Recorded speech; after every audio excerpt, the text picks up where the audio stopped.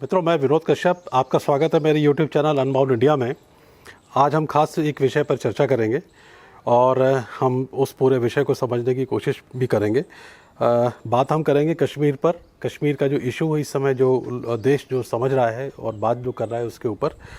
तो सबसे पहले कश्मीर के को समझने के लिए उसकी ऐतिहासिक और पुरातन जो पृष्ठभूमि है उसको भी समझना ज़रूरी है, और 1947 के बाद से जिस तरीके से मॉन्यूमेंटल मिस्टेक्स जो की गई हैं उसका इम्पैक्ट पूरी सोसाइटी पर, पूरे देश पर किस तरीके से पड़ा है। एक कम्युनिटी को अपने घर से बेघर होना पड़ा है और कत्लेआम हुआ है, न जाने कितनी तरीके की परेशानियां झेली हैं, और इन 32 सालों में एक जनरेशन तैयार हो गई है उसने इस पूरे दर्द को सहते सहते।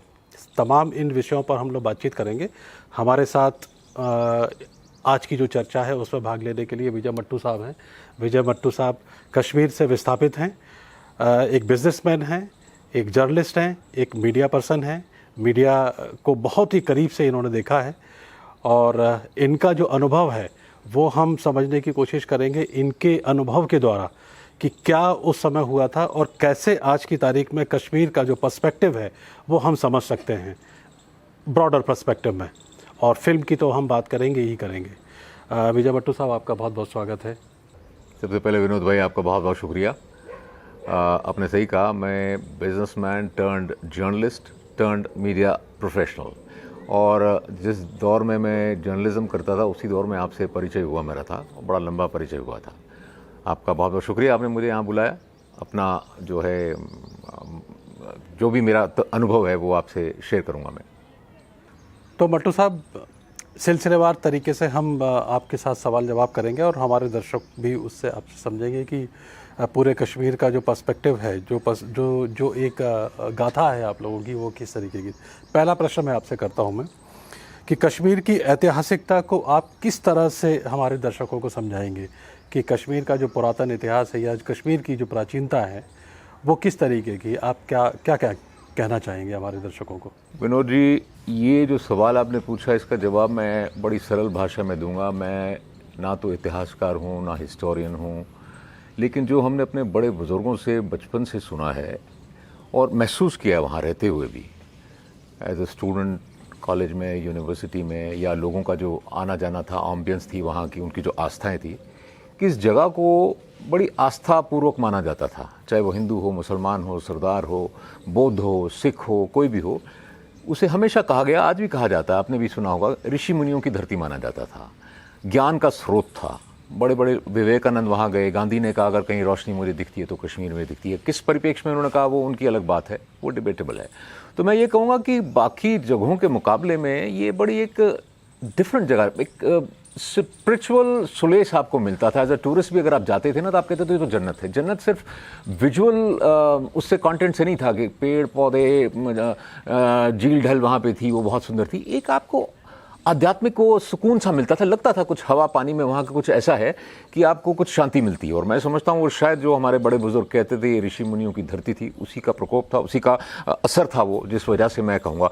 इससे ज़्यादा मैं कुछ कह नहीं सकता आपको, एज ए लेमैन मैं आपको बता रहा हूँ ये। तो हम ये जानना चाहते हैं कि आपको कश्मीरी पंडित कहें या कश्मीरी हिंदू? देखिए, मैं बड़ी विडंबना है कि हिंदू कौम की बात करें। वो कटा फटा इसीलिए है क्योंकि जाट हैं, यादव हैं, हिंदू है, उसमें बहुत ब्राह्मण हैं, क्षत्रिय है, तो हम कट जाते हैं, तो बिल्कुल कॉन्ट्रैक्ट हो जाते हैं, श्रिंक हो जाते हैं। सबसे पहले मैं समझता हूँ कि मैं एक भारतीय हूँ, चाहे वो किसी भी मज़हब को वो बाय डिफ़ॉल्ट पैदा होता है, कहीं मुसलमान घर में, हिंदू सिख, तो सबसे पहले वो इंडियन है। और अब आपने कहा कि मैं पंडित कहूँ या हिंदू कहूँ, मैं हिंदू हूँ, उसमें कोई शक नहीं है। लेकिन कश्मीरी हिंदू जो वहाँ हैं उन्हें चिन्हित किया जाता है कि वो ब्राह्मण है, तो इसलिए उन्हें पंडित कहा जाता है। उनकी कास्ट भी पंडिता या पंडित होती है, वो अलग चीज़ है। लेकिन उन्हें कश्मीरी हिंदू, अब कुछ लोग हिंदू कहते हैं या पंडित कहते हैं, जो आपकी कन्वीनियंस है। मैं हिंदू हूँ, पंडित फैमिली में मेरा जन्म हुआ है, तो आप किस तरह से मुझे बुलाना चाहते हैं वो आप पर मैं छोड़ता हूँ। तो मैं उसमें कोई रिजर्वेशन मेरी नहीं है। मेरा कहने का आपसे सिर्फ तात्पर्य ये था कि जब आप कश्मीरी पंडित कहते हैं तो पंडित कहने पर आप कन्फाइन श्रिंक हो जाता है, श्रिंक हो जाता वो सिर्फ महदूद हो जाता है। जो कश्मीर का कश्मीरी स्पीकिंग कश्मीरी हिंदू है उसको आप पंडित कहते हैं, जो ब्राह्मण है। जब आप हिंदू कहते हैं तो पर्सपेक्टिव बड़ा हो जाता है, उसमें सभी लोग आ जाते हैं। तो मैंने आपसे वही कहा, मुझे उसमें कोई रिजर्वेशन नहीं है। आप मुझे कश्मीरी हिंदू कहिए, आप मुझे कश्मीरी पंडित कहिए, दोनों मेरे लिए ठीक है, मैं दोनों में कंफर्टेबल हूँ, मुझे कोई आपत्ति नहीं है उसमें, ना कोई रिजर्वेशन है। 19 जनवरी 1990 की वो जो रात है और उसके बाद की जो सर्द रातें आप लोगों ने जो गुजारी हैं, जो दहशत पे जो गुजारी हैं, वो क्या थी? क्या बताना चाहेंगे आप? हुआ क्या था उस दौरान? ये तारीख जो है हर कश्मीरी पंडित कहें या हिंदू कहें, उसके लिए उसके सिस्टम में एच्ड हो चुकी है। मरने तक वो इस दिन को या इस त्रासदी को भुला नहीं सकता है। लेकिन हम उसे एक दिन के लिए कहें कि सिर्फ 19 जनवरी 1990 में ये हुआ, काफ़ी लोग वहाँ से विस्थापित हुए।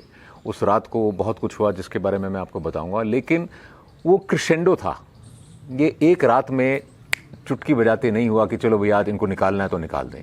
ये सिलसिला कई सालों से चल रहा था, मैं कहूँगा डेकेड से चल रहा था। छोटे छोटे कंपोनेंट्स थे, उसके वेरिएंट्स थे, डिस्क्रिमिनेशन था, सबजुगेशन थी, सब कुछ था। क्या ये कह सकते हैं कि इसकी जो पटकथा है वो कई साल पहले से लिखनी? मैं तो ये कहूँगा 47 से ही लिखी गई थी। जो 47 है तब से ही जो हमारे पॉलिटिशियंस थे, ब्यूरोक्रेट्स थे, वो वहाँ के लोगों को समझा नहीं सके हिंदुस्तानी होना क्या है, उनकी नेशनैलिटी क्या है।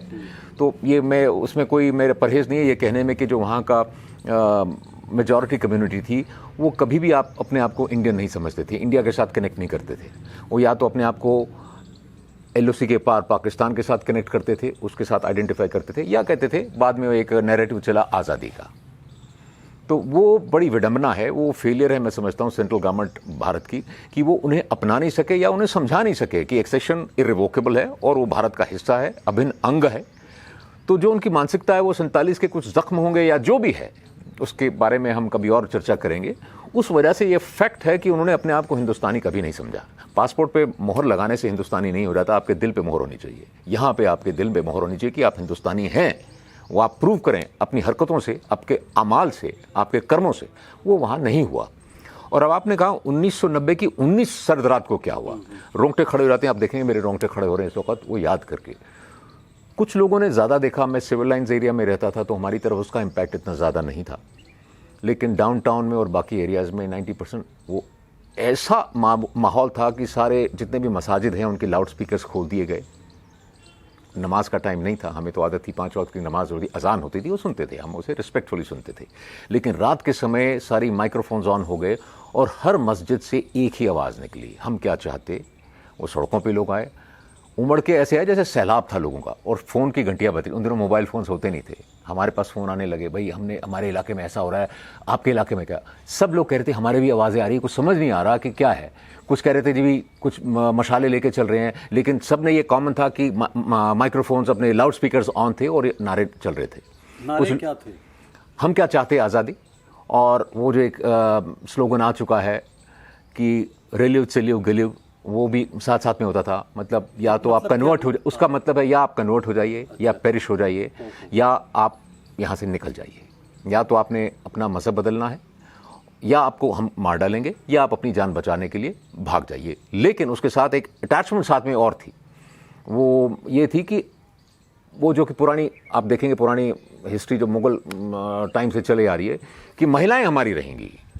जैसे माल गनीमत उन दिनों कहा जाता था कि महिलाएं हमारी हो, बटवरुस्तुई बटनवसान, ये कश्मीरी का एक वर्ड है। उसका मतलब है पंडितों के जो पुरुष हैं उनके बगैर, लेकिन जो उनकी महिलाएं हैं वो हमारी होंगी।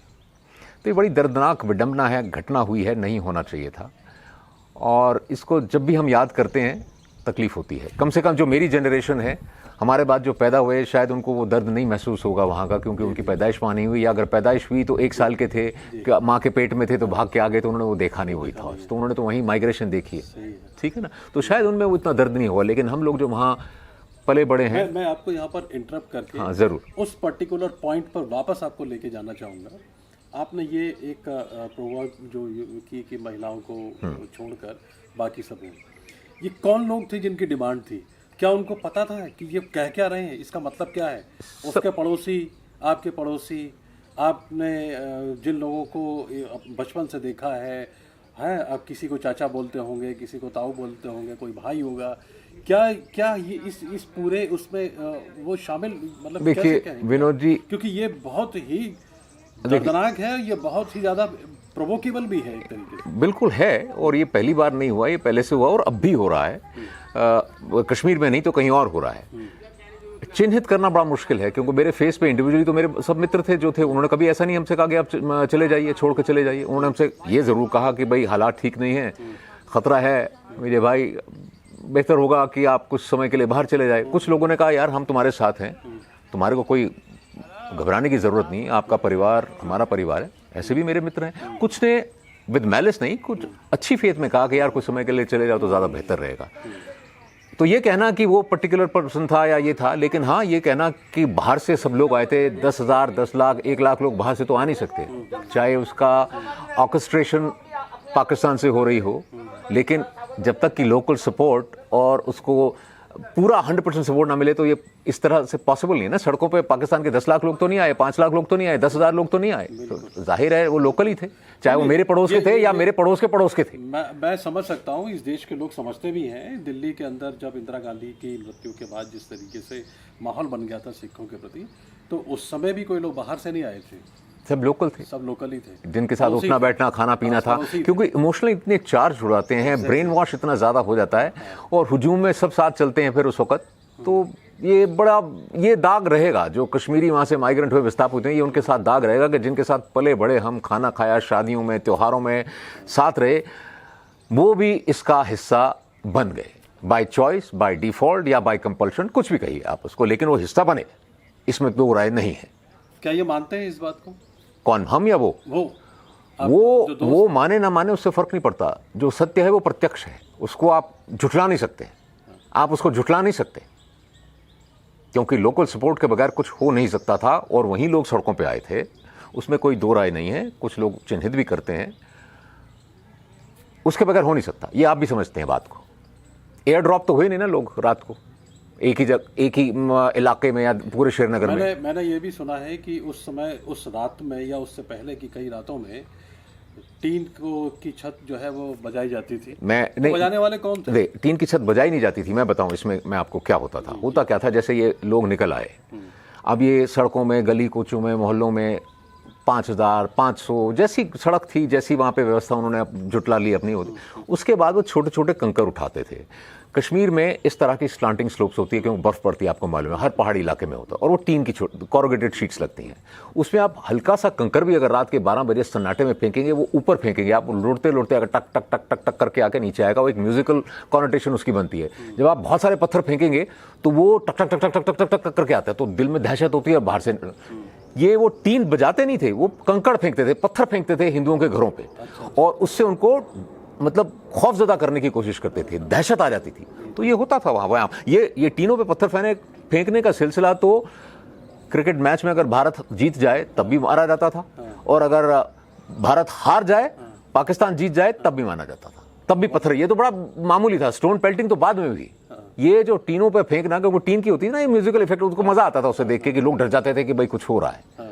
तो ये तो चलता था, ये तो उसमें कोई पत्थरबाजी जो है, पत्थर फेंकना, इसकी तैयारी तो पहले से ही चल रही थी एक तरीके से। आगे जाके फिर ये नहीं, देखिए जो पत्थरबाजी प्रोफेशनल हुई ना, जो पेड़ पत्थरबाजी थी, वो 90 के बाद हुई, बिल्कुल पोस्ट 90 जब हुई, ठीक है ना, जब इंडियन फोर्सेस वहां पे गए, फिर उनके साथ फिर पैलेट गन्स का इस्तेमाल हुआ, वो पेड़ लोग थे। आज क्यों नहीं हो रही है?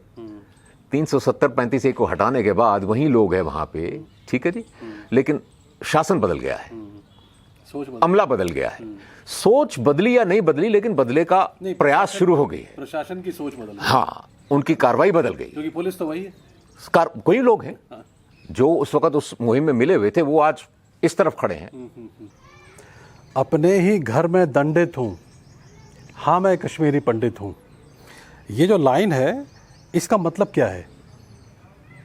जब स्लोगनरिंग होती है, नारेबाजी होती है, तो एक लाइन आपको निचोड़ करके, कंसोलिडेट करके आप बनाते हैं। ब्रॉडर पर्सपेक्टिव में मैं ये कहूँ, ये विडंबना है आप मेजॉरिटी कम्युनिटी के हैं। हिंदुस्तान की जनसंख्या का अगर मैं जिक्र करूं, मैं कश्मीर की बात नहीं कर रहा हूं, वहाँ 2% में हिंदू थे, वो छोड़ दीजिए, बट मैं हिंदुस्तान की बात कर रहा हूं।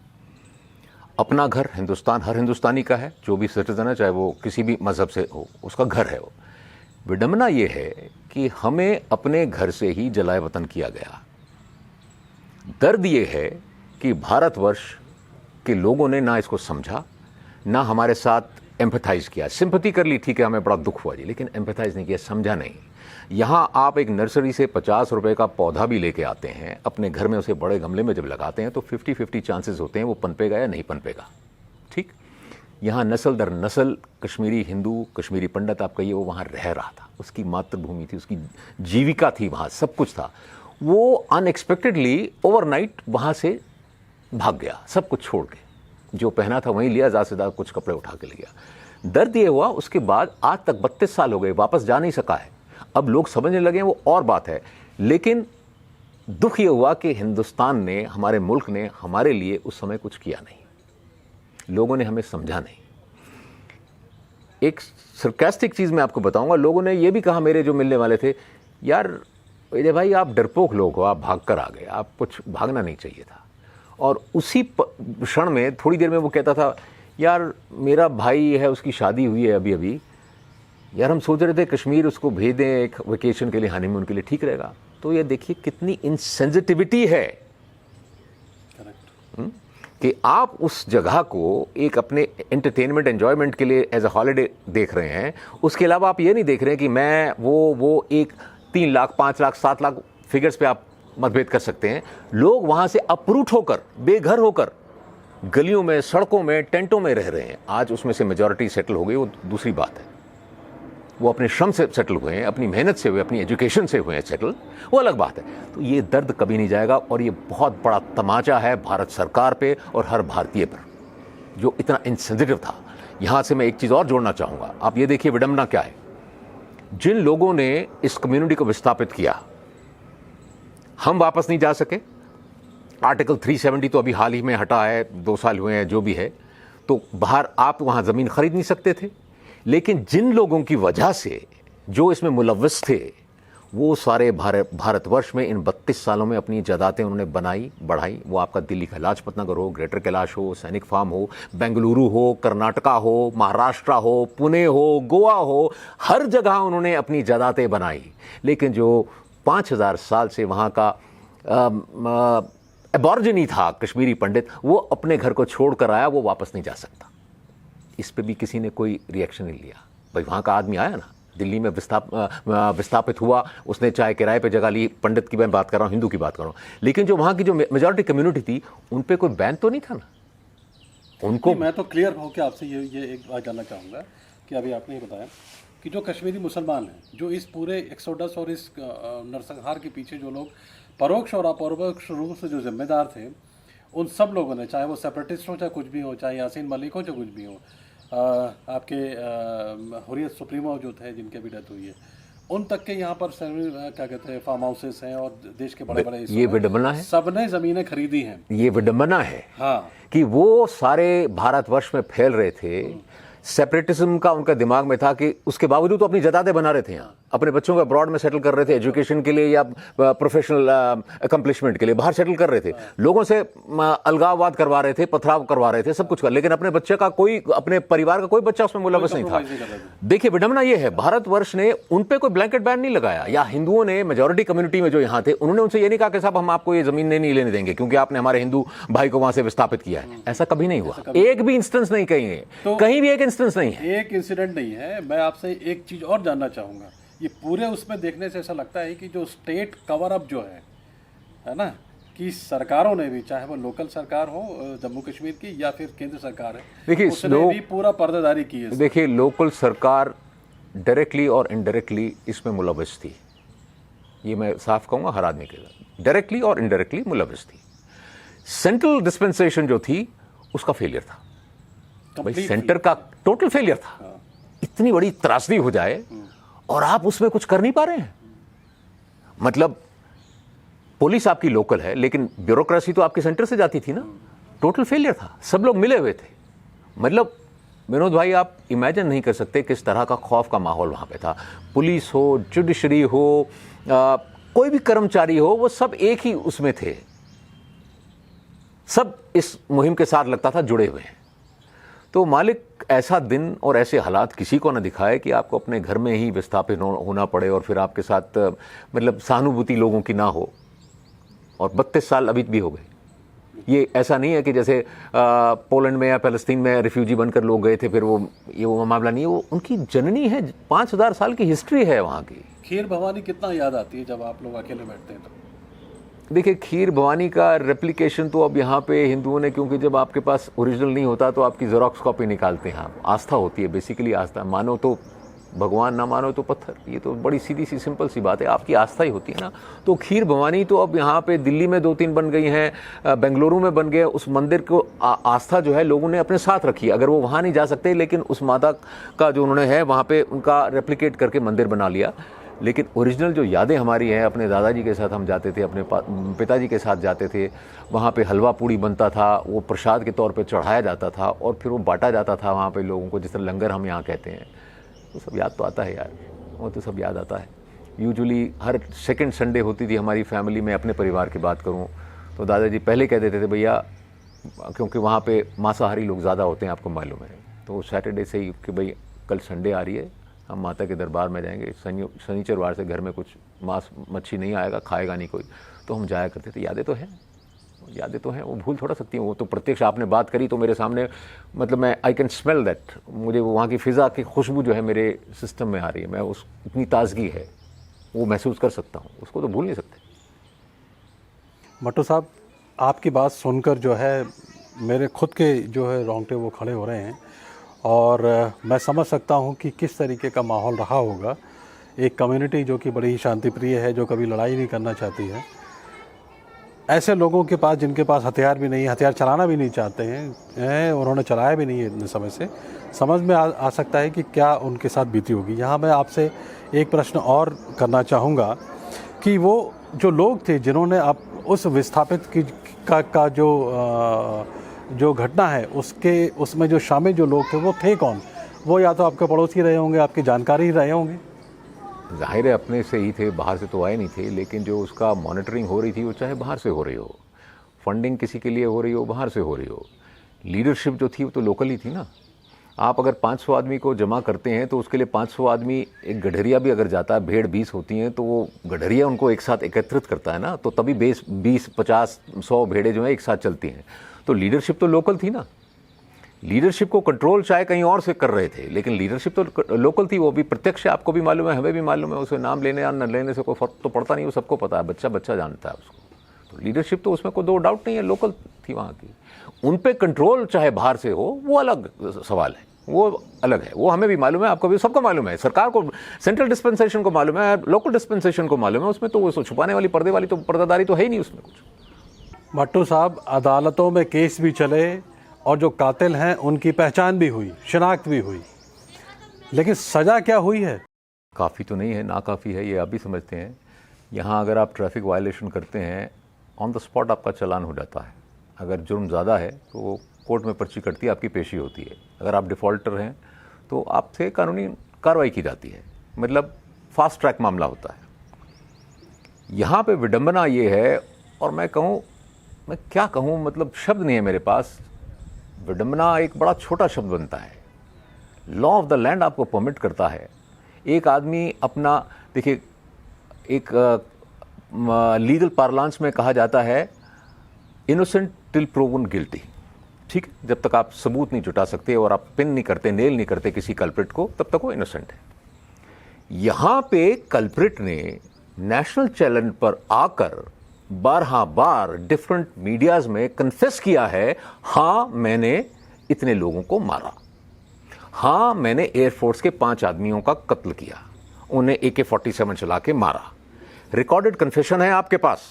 उसके बाद भी उस शख्स को आप उसकी आरती उतारते हैं, वो आपके यहाँ स्टेट गेस्ट बन के यहाँ आते हैं, आपके एक प्रधानमंत्री के साथ हाथ मिला के फोटो आप करते हैं, वो सीडी का सेट उन्हें देते हैं। उस सीडी में क्या था मैं नहीं जानता।